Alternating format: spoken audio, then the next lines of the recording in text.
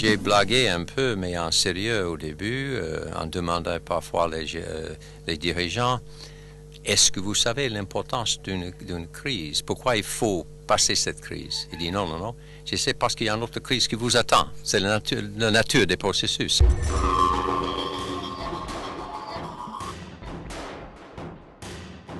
Il y avait une crise majeure à Kisangani, c'était même, je peux dire, la première crise sérieuse que la mission a connue.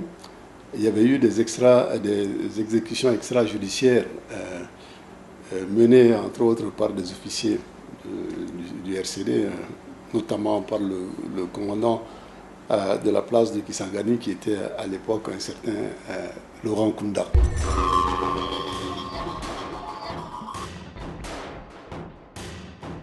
Je suis arrivé ici le samedi soir, le 5 juillet 2003, et à 7 heures le lendemain, dimanche, le 6 juillet, j'ai fait ma première visite à Bunia.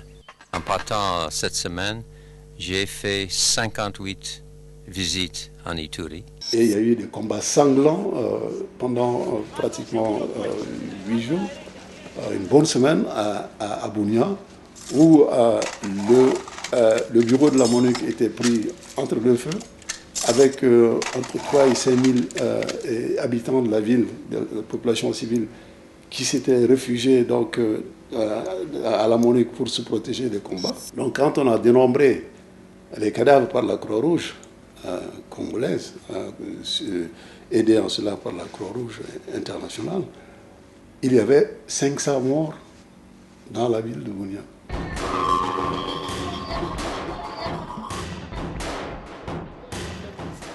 2004, c'est l'année la plus difficile pour nous à la MONUC. Il y a un moment là où on n'était même pas sûr que la mission pourrait continuer son travail. C'était la prise de Bukavu par Nkunda. C'était le massacre de Gatumba.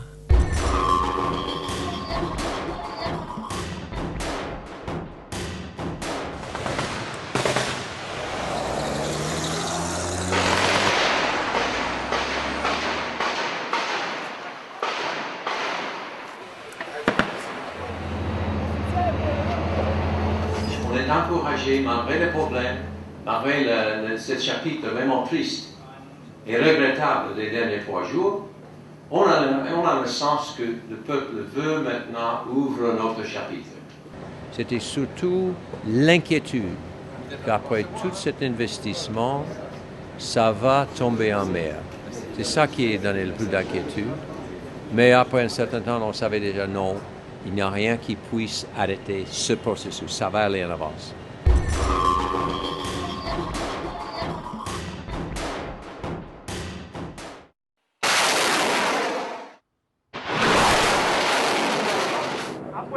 Les affrontements se sont multipliés. Il a fallu, si vous vous en souvenez, qu'en septembre, la MONUC utilise la force, ouvre le feu à Nyanzale. Le CNDP avait occupé des positions qui étaient d'anciennes positions FARDC et malheureusement, il nous a fallu, après avoir averti le CND plusieurs fois, utiliser la force pour leur dire non, vous devez retourner aux positions qui étaient celles de l'acte d'engagement de Goma.